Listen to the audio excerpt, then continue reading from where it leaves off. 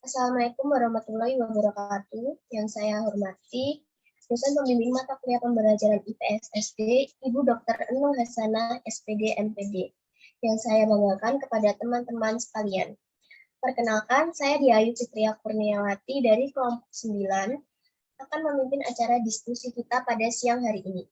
Dan alhamdulillah pada siang hari ini kita dapat melanjutkan perkuliahan melalui presentasi hasil kerja kelompok mengenai modul dengan tema gejala alam di Indonesia dan mitigasinya.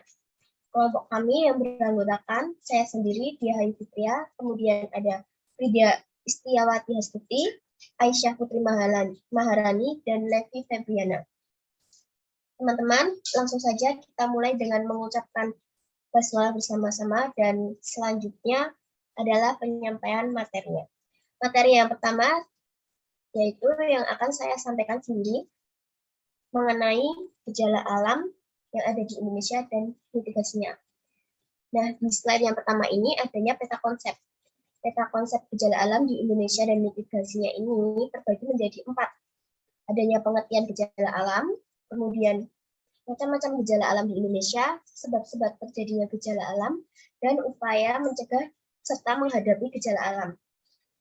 Adapun kegiatan selanjutnya yaitu siklus kegiatan.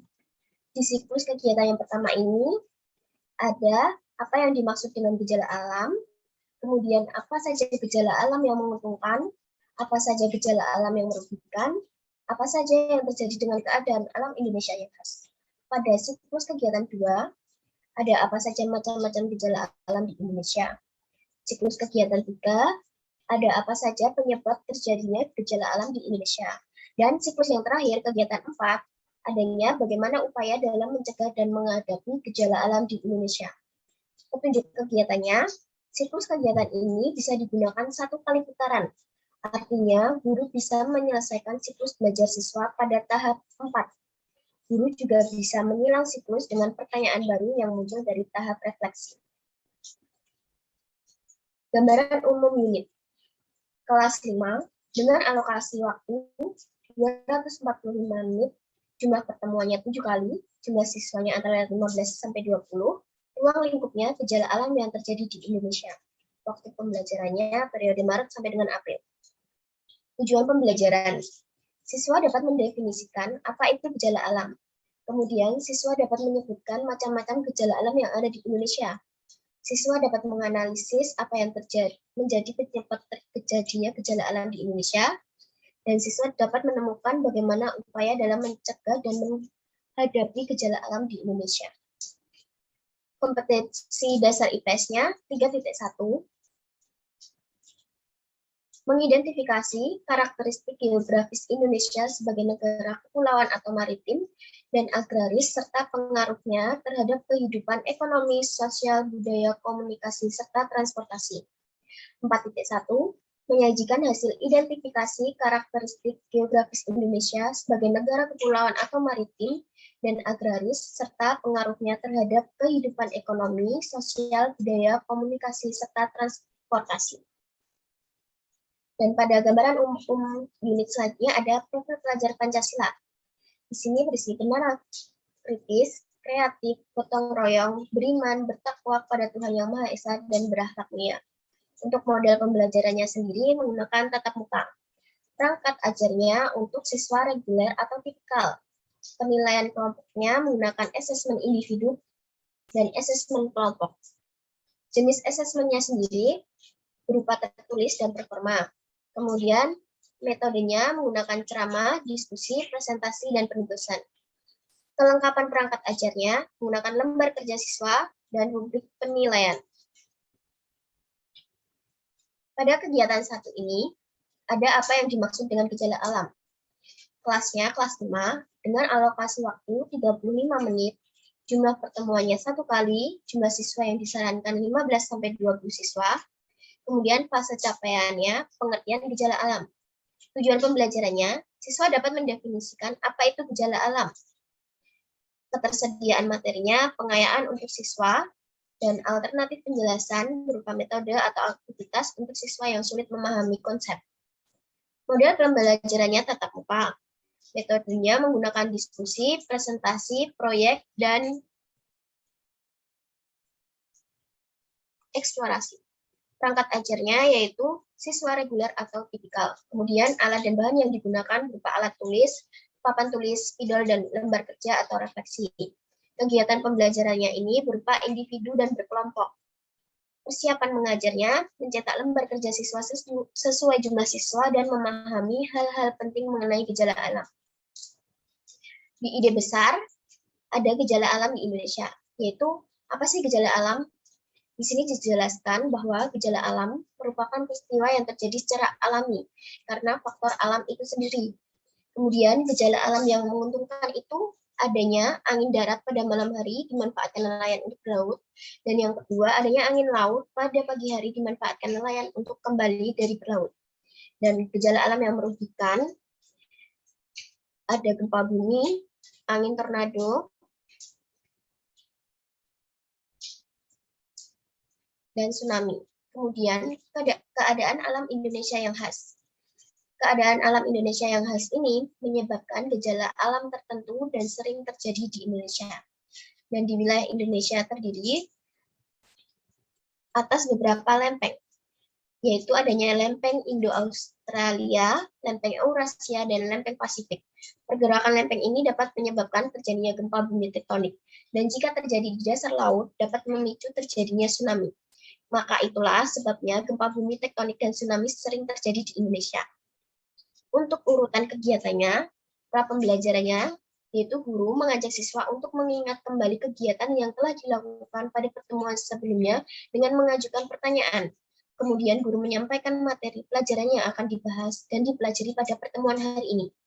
Pada inti pembelajarannya, guru itu memberikan penjelasan terkait dengan materi tentang apa itu gejala alam di Indonesia.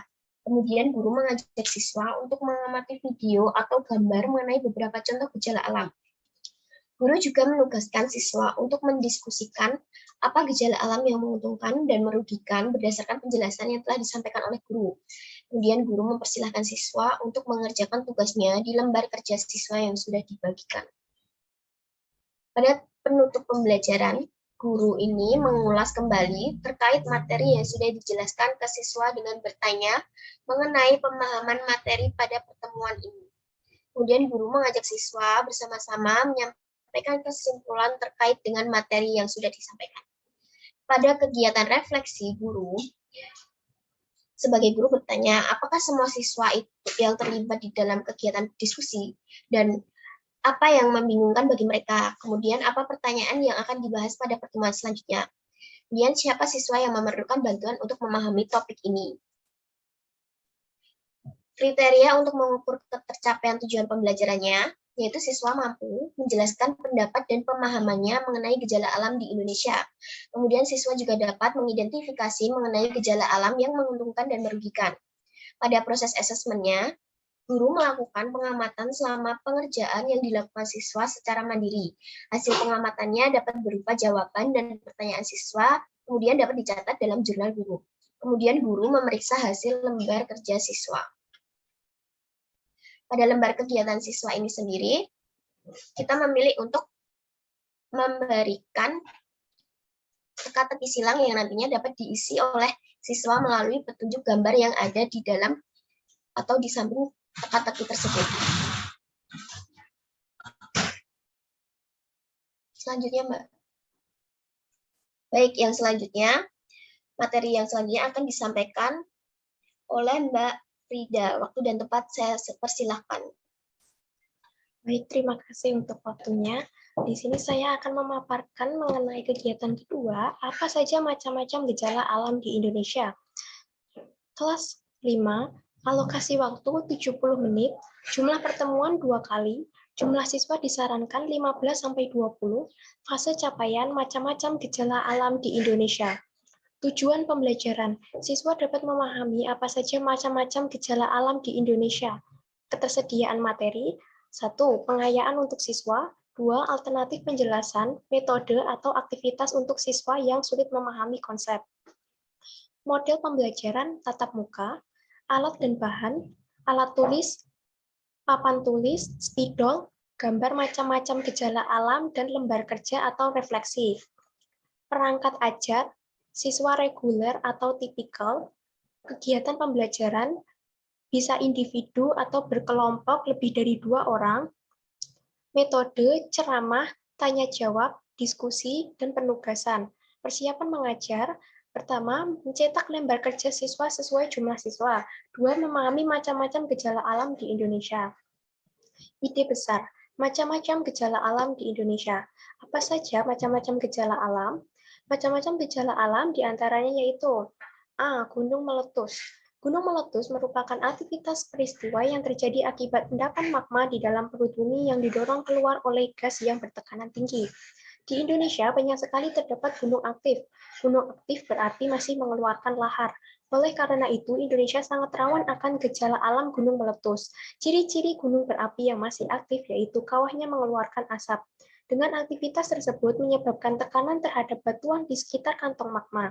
Gunung Merapi merupakan gunung api paling aktif di Indonesia. Lalu yang B, gempa bumi. Gempa bumi merupakan peristiwa adanya getaran pada permukaan bumi yang disebabkan oleh gerakan dari dalam bumi.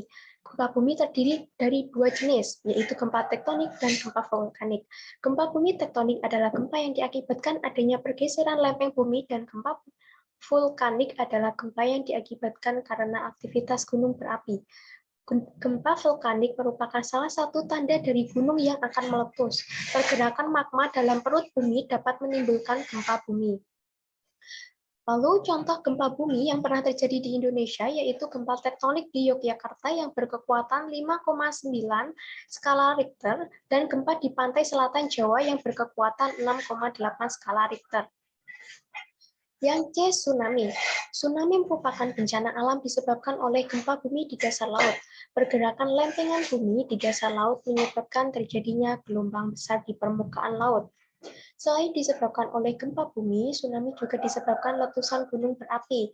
Peristiwa tsunami yang disebabkan oleh gempa bumi contohnya adalah gelombang tsunami yang melanda Provinsi Nangro Aceh Darussalam pada tanggal 26 Desember 2004. Gelombang tsunami di Aceh diakibatkan oleh gempa bumi yang berpusat di Samudra Hindia. Lalu yang selanjutnya adalah banjir. Banjir adalah keadaan di mana suatu daerah tergenang oleh air dalam jumlah yang besar. Setiap musim penghujan, beberapa daerah di Indonesia pasti dilanda banjir. Salah satu daerah yang sering dilanda banjir adalah Provinsi DKI Jakarta. Banjir menimbulkan kerugian bagi masyarakat yang menjadi korban. Kerugian akibat banjir antara lain, yang pertama, harta benda hanyut terseret arus banjir. 2, persediaan air bersih berkurang. 3, timbul penyakit kulit akibat air yang kotor. 4, jalanan macet akibat terendam banjir. 5, setelah air surut, lingkungan akan menjadi kotor. Oleh karena banjir membawa sampah, akibatnya wabah penyakit seperti demam berdarah dan diare mudah menyerang warga. Selanjutnya, E, angin topan. Angin topan adalah angin kencang atau bisa juga disebut badai besar yang sangat kuat dengan pusaran angin dengan kecepatan 120 km per jam atau lebih. Tanda-tanda terjadinya angin ribut. 1, terjadi gumpalan awan gelap, besar, dan tinggi. 2, petir dan guru terlihat dari kejauhan. 3, terdengar suara gemuruh dari kejauhan. F, tanah longsor. Tanah longsor merupakan peristiwa gerakan tanah, adalah suatu peristiwa geologi yang terjadi karena pergerakan massa batuan atau tanah. Daerah yang rawan terjadi tanah longsor biasanya adalah daerah pegunungan. Tanah longsor sering terjadi pada saat musim hujan.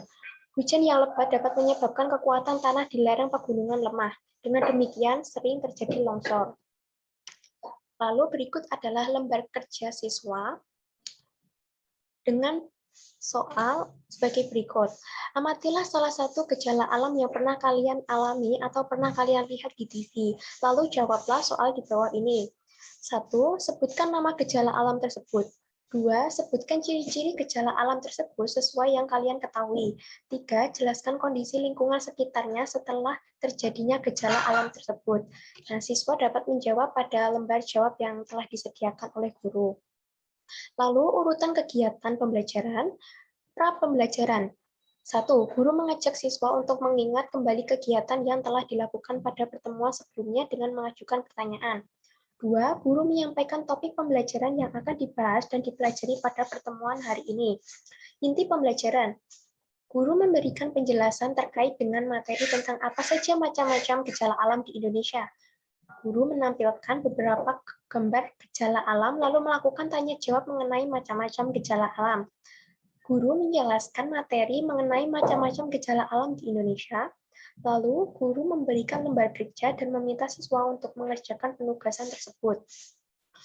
Penutup pembelajaran. 1. Guru mengulas kembali terkait materi yang sudah dijelaskan ke siswa dengan bertanya mengenai pemahaman materi pada pertemuan hari ini. 2. Guru mengajak siswa bersama-sama menyampaikan kesimpulan terkait dengan materi yang sudah disampaikan. Refleksi guru, apakah siswa dapat menjelaskan macam-macam gejala alam di Indonesia? Siapa siswa yang sekiranya memerlukan bantuan untuk memahami topik ini? Nah, untuk selanjutnya, kriteria untuk mengukur ketercapaian tujuan pembelajaran antara lain, 1. Siswa mampu menyebutkan macam-macam gejala alam yang terjadi di Indonesia. 2. Siswa mampu menjelaskan pendapat dan pemahamannya mengenai macam-macam gejala alam yang terjadi di Indonesia. Proses asesmen. 1. Guru melakukan pengamatan selama pengerjaan yang dilakukan siswa secara mandiri ataupun berkelompok. Hasil pengamatan berupa jawaban dan pertanyaan siswa dapat dicatat dalam jurnal guru. 2. Guru memeriksa hasil lembar kerja siswa. Nah, sekian pemaparan dari saya kembalikan ke moderator. Baik, terima kasih kepada Mbak Frida karena telah menyampaikan materinya. Untuk materi yang selanjutnya akan disampaikan oleh Mbak Levi. Kepada Mbak Levi, waktu dan tempat saya persilakan. Baik, di sini saya akan menyampaikan materi pada kegiatan 3, yaitu mengenai apa saja penyebab terjadinya gejala alam di Indonesia. Kelas 5, alokasi waktu 70 menit, jumlah pertemuan 2, jumlah siswa disarankan 15-20, fase capaian penyebab terjadinya gejala alam di Indonesia. Tujuan pembelajaran, siswa dapat menganalisis apa yang menjadi penyebab terjadinya gejala alam di Indonesia. Model pembelajaran tatap muka, perangkat ajar, siswa reguler atau tipikal, kegiatan pembelajaran individu, ketersediaan materi, pengayaan untuk siswa, alternatif penjelasan, metode atau aktivitas untuk siswa yang sulit memahami konsep. Metode, diskusi, ceramah, dan eksplorasi. Alat dan bahan, alat tulis, papan tulis, spidol, dan lembar kerja. Persiapan mengajar, mencetak lembar kerja siswa sesuai jumlah siswa, dan memahami penyebab terjadinya gejala alam di Indonesia. Ide besar, penyebab terjadinya gejala alam di Indonesia. Gejala alam di Indonesia terjadi karena berbagai sebab, diantaranya 1. Wilayah Indonesia yang dilintasi oleh 2 jalur pegunungan, yaitu pegunungan Sirkumpasifik dan Sirkummediterania, yang menyebabkan banyak gunung berapi. Aktivitas gunung berapi menyebabkan gempa vulkanik. Kedua, pergeseran lempeng benua menyebabkan gempa tektonik. Yang ketiga, apabila pusat gempa yang terjadi di lautan, maka akan terjadi tsunami. Yang keempat, iklim di Indonesia menyebabkan angin musim yang kadang-kadang bisa terjadi angin topan. Kelima, curah hujan tinggi bisa terjadi banjir maupun tanah longsor. Gunung meletus. Letusan gunung berapi terjadi apabila magma naik melintasi kerak bumi dan muncul di atas permukaan. Pada dasarnya gunung berapi terbentuk setelah magma meletus ke permukaan. Sebuah gunung berapi akan terus meletus selama masih banyak magma yang terkandung di dalam gunung berapi tersebut. Selanjutnya, gempa bumi. 1. Ada gempa bumi tektonik yang disebabkan oleh adanya pergeseran gerak bumi, pelepasan tenaga dari pergeseran lempeng-lempeng tektonik di permukaan bumi. Yang kedua, ada gempa bumi vulkanik yang disebabkan oleh adanya aktivitas gunung berapi yang akan meletus. Ketiga, gempa tanah runtuh yang disebabkan oleh runtuhnya tanah yang diakibatkan oleh adanya tanah longsor, gua-gua yang runtuh, atau lorong pertambangan yang lapuk. Selanjutnya ada tsunami. Tsunami adalah serangkaian gelombang yang terbentuk karena gempa atau letusan gunung berapi di bawah laut ataupun di daratan dekat pantai. Tsunami ini terjadi saat permukaan dasar laut bergerak naik turun di sepanjang patahan selama gempa terjadi atau saat bagian gunung berapi yang meletus runtuh ke dalam laut. Kemudian banjir. Banjir adalah luapan air yang melintasi batas. Banjir ini terjadi karena disebabkan oleh hujan yang turun secara terus-menerus tanpa henti dan dalam jangka waktu yang lama. Ulah manusia sendiri seperti penebang pohon di hutan secara liar, pembangunan penginapan di pegunungan maupun membuang sampah di sungai. Selanjutnya angin topan. Angin topan terjadi karena adanya pergerakan udara yang sangat kencang. Tiupan angin topan mampu merobohkan berbagai bangunan dan merobohkan pohon. Selanjutnya tanah longsor. Tanah longsor dapat terjadi karena disebabkan oleh adanya curah hujan yang tinggi, kemudian gempa bumi, letusan gunung berapi, dan banyak pemukiman yang menambah beban pada tanah. Untuk urutan kegiatannya, pra-pembelajaran, guru mengajak siswa untuk mengingat kembali kegiatan yang telah dilakukan pada pertemuan sebelumnya dengan mengajukan pertanyaan. Kemudian guru menyampaikan materi pelajaran yang akan dibahas dan dipelajari pada pertemuan hari ini. Pada inti pembelajaran, guru memberikan penjelasan terkait dengan materi tentang penyebab terjadinya gejala alam di Indonesia. Guru mengajak siswa untuk mengamati gambar tentang gejala alam yang terjadi di Indonesia. Guru menugaskan siswa untuk mendiskusikan apa saja faktor penyebab terjadinya gejala alam tersebut. Guru membagikan lembar kerja dan siswa diminta untuk mengerjakan penugasan tersebut. Untuk penutup pembelajaran, guru mengulas kembali terkait materi yang sudah dijelaskan ke siswa dengan bertanya mengenai pemahaman materi pada pertemuan ini. Guru juga mengajak siswa bersama-sama menyampaikan kesimpulan terkait dengan materi yang sudah disampaikan. Selanjutnya, refleksi guru. Apakah siswa dapat menjelaskan pemahaman mereka? Apa yang membingungkan mereka? Apa pertanyaannya dapat dibahas pada pertemuan selanjutnya? Dan siapa siswa yang memerlukan bantuan untuk memahami topik ini? Selanjutnya, untuk kriteria untuk mengukur ketercapaian tujuan pembelajaran. Di sini siswa mampu menjelaskan pendapat dan pemahamannya mengenai berbagai gejala alam di Indonesia. Siswa dapat mengidentifikasi penyebab dari terjadinya gejala alam yang ada di Indonesia. Untuk proses asesmen, guru melakukan pengamatan selama pengerjaan yang dilakukan siswa secara mandiri. Hasil pengamatan berupa jawaban dan pertanyaan siswa dapat dicatat dalam jurnal guru.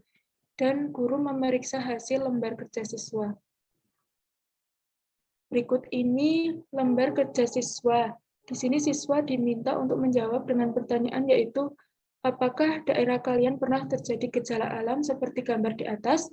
Carilah satu contoh gejala alam yang pernah terjadi di dalam lingkup provinsi tempat tinggal kalian. Kemudian jawablah pertanyaan-pertanyaan berikut ini.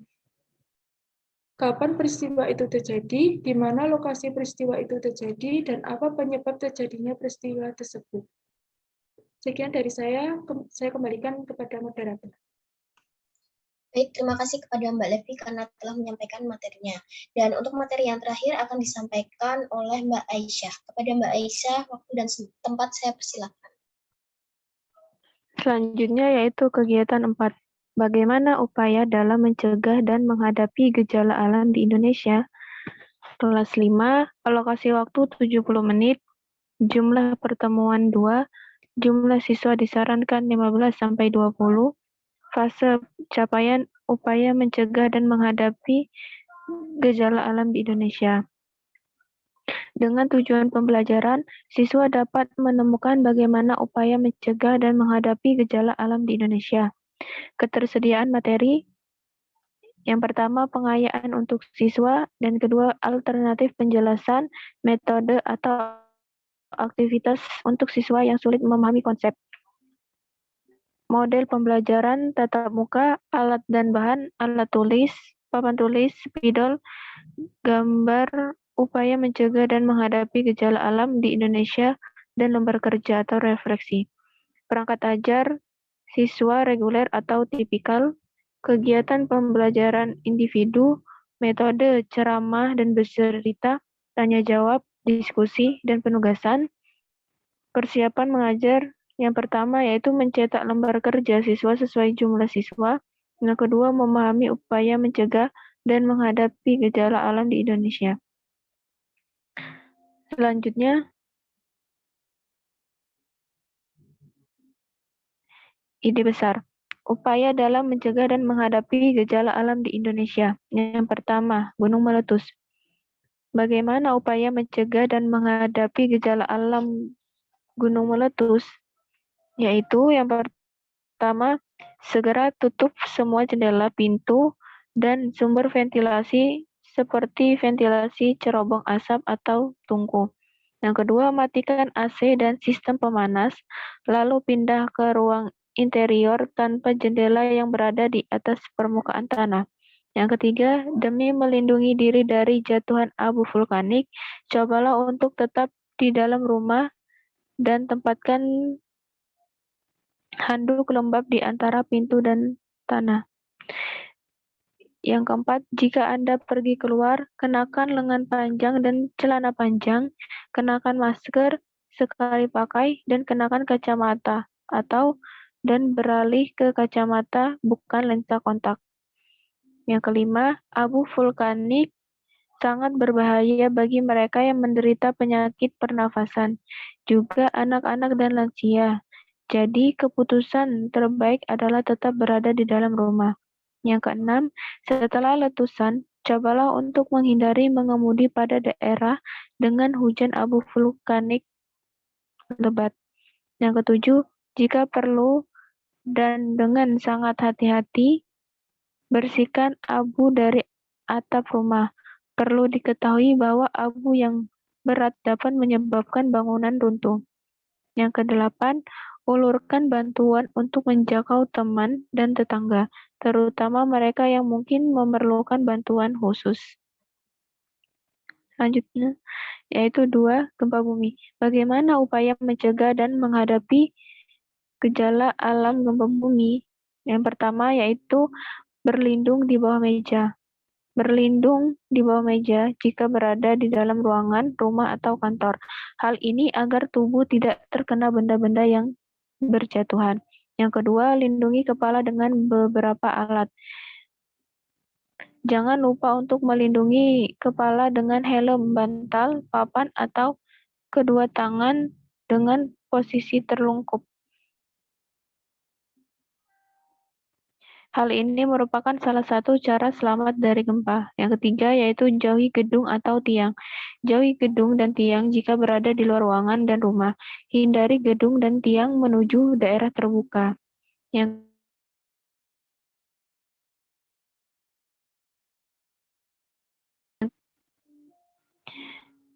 ke bawah, Mbak. Jika berada di mall atau kantor, jangan naik lift, namun gunakan tangga dan jangan panik saat turun tangga darurat. Kemudian bergerak ke tempat terbuka hingga keadaan stabil. Perlu diingat gempa yang bermagnitudo besar dapat diikuti gempa susulan. Selanjutnya yaitu hentikan kendaraan. Jika berada di dalam kendaraan, berhati-hatilah agar kendaraan tidak berhenti secara mendadak. Usahakan memberhentikan kendaraan dan bergerak ke tempat terbuka agar selamat dari gempa. Selanjutnya yaitu jauhi laut. Gempa di bawah laut bisa menimbulkan gelombang tsunami. Bergeraklah ke daratan yang lebih tinggi. Merupakan salah satu cara mengatasi tsunami. Yang ketiga yaitu tsunami. Bagaimana upaya mencegah dan menghadapi gejala alam tsunami? Yang pertama yaitu cari info jalur evakuasi dan tempat aman. Selanjutnya, ketahui info siaga bencana setempat saat liburan ke pantai, latihan evakuasi di berbagai kondisi, cari tahu cara menyelamatkan hewan peliharaan, ketahui peralatan peringatan dini setempat. Kenali bunyi atau tanda peringatan dini tsunami, bersama membangun dinding penahan gelombang tsunami, menanam tanaman bakau di sepanjang garis pantai, belajar pertolongan pertama, ikuti tim siaga bencana di daerahmu, simulasi bencana di rumah, siapkan perlengkapan siaga bencana, mempelajari lagi rumahku siaga bencana, ikuti sosmed penting, dan kenali bahaya tsunami. Keempat, yaitu banjir. Bagaimana upaya mencegah dan menghadapi gejala alam banjir? Yaitu pertama, menjaga lingkungan sekitar. Dengan menjaga lingkungan sungai dan selokan, yaitu sebaiknya dipelihara dengan baik. Jangan sampai membuang sampah ke sungai atau selokan yang bisa yaitu dijadikan sebagai tempat pembuangan sampah. Yang kedua, hindari membuat rumah di pinggir sungai. Saat ini semakin banyak warga yang membangun rumah di pinggir sungai. Ada baiknya pinggiran sungai jangan dijadikan rumah penduduk karena menyebabkan banjir dan tatanan masyarakat tidak teratur. Selanjutnya yaitu melaksanakan program tebang pilih dan reboisasi. Pohon yang telah ditebang sebaiknya ada penggantinya. Menebang pohon yang telah berkayu kemudian ditanam kembali tunas pohon yang baru. Hal ini ditunjukkan untuk regenerasi hutan dengan tujuan hutan tidak menjadi gundul. Selanjutnya yaitu buanglah sampah pada tempatnya. Seringkali masyarakat Indonesia membuang sampah sembarangan, terutama membuang sampah ke sungai. Tentu hal ini akan memberikan dampak buruk di kemudian hari, karena sampah yang menumpuk bisa menyebabkan terjadinya banjir saat curah hujan sedang tinggi. Pengelolaan sampah yang tepat bisa membantu mencegah banjir. Selanjutnya yaitu rajin membersihkan saluran air. Perbaikan dan pembersihan saluran air tentu harus ada. Di wilayah tertentu bisa diadakan secara gotong royong. Penjagaan ini harus dilakukan secara terus-menerus dengan waktu berkala. Hal ini bertujuan agar saat terjadi hujan deras, air tidak akan tersumbat dan mampu mencegah terjadinya banjir. Yang kelima yaitu angin topan. Bagaimana upaya mencegahnya? Yaitu pertama, memiliki struktur bangunan yang dapat memenuhi syarat teknis sehingga mampu untuk bertahan terhadap angin, terutama angin besar. Yang kedua, di daerah rawan angin badai perlu adanya standar bangunan untuk bisa memperhitungkan beban angin, sehingga struktur bangun dapat bisa menahan angin. Yang ketiga, melakukan penghijauan di bagian atas arah angin untuk meredam gaya angin. Yang selanjutnya, pengamanan atau perkuatan bagian-bagian yang mudah diterbangkan angin yang dapat membahayakan diri atau orang lain di sekitarnya. Selanjutnya, kesiapsiagaan dalam menghadapi angin topan, mengetahui bagaimana cara penyelamatan diri, dan pengamanan barang-barang di sekitar rumah agar terikat atau dibangun secara kuat sehingga tidak diterbangkan angin. Yang terakhir yaitu tanah longsor. Bagaimana upayanya? Yaitu yang pertama, mengenali daerah yang rawan terjadi tanah longsor. Yang kedua, jangan bangun permukiman atau fasilitas di daerah yang rawan bencana. Yang ketiga, menjaga drainase. Fungsi drainase adalah untuk menjauhkan air dari lereng, menghindari air meresap ke dalam lereng, atau menguras air ke dalam lereng, ke luar lereng. Jadi drainase harus dijaga agar jangan sampai tersumbat atau meresapkan air ke dalam tanah. Membuat terasering dengan sistem drainase yang tepat. Penghijauan dengan tanaman yang sistem perakarannya dalam dan jarak tanam yang tepat. Jika ingin mendirikan bangunan, gunakan pondasi yang kuat. Penutupan rekahan di atas lereng untuk mencegah air masuk secara cepat ke dalam tanah. Dan yang terakhir yaitu pembuatan tanggul penahan untuk runtuhan batuan.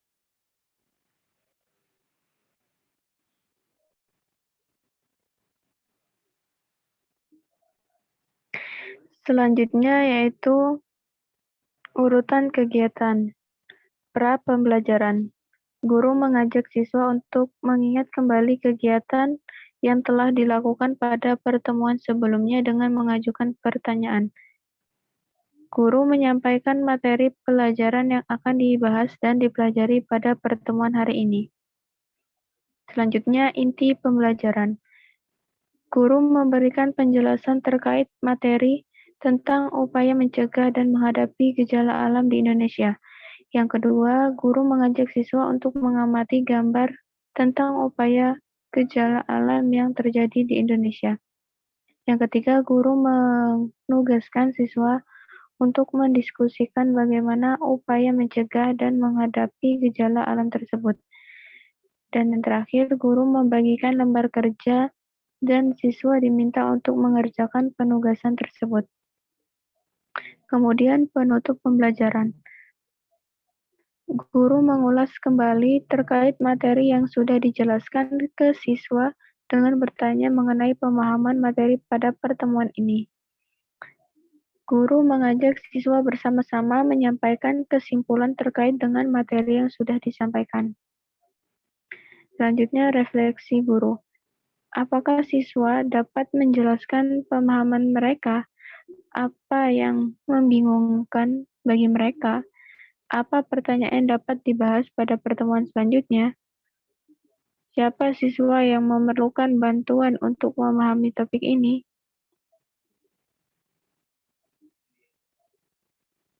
Selanjutnya, kriteria untuk mengukur ketercapaian tujuan pembelajaran. Yang pertama, siswa mampu menjelaskan pendapat dan pemahamannya mengenai gejala alam di Indonesia. Yang kedua, siswa dapat mengidentifikasi upaya mencegah dan menghadapi gejala alam yang ada di Indonesia. Proses asesmen, guru melakukan pengamatan selama pengerjaan yang dilakukan siswa secara mandiri berkelompok. Hasil pengamatan berupa jawaban dan pertanyaan siswa dapat dicatat dalam jurnal guru. Selanjutnya, guru memeriksa hasil lembar kerja siswa.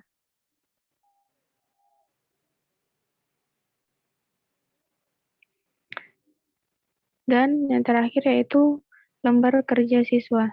Di sini siswa diberi penugasan yaitu bacalah dan kerjakan soal di bawah ini. Letakkan jawaban di lembar kerja. Dengan soal, sebutkan gejala alam yang pernah terjadi di masing-masing daerah kalian dan bagaimana upaya dari kalian untuk mencegah dan menghadapi bencana tersebut. Saya kembalikan ke moderator. Baik, terima kasih kepada teman-teman sekalian karena telah menyampaikan materinya.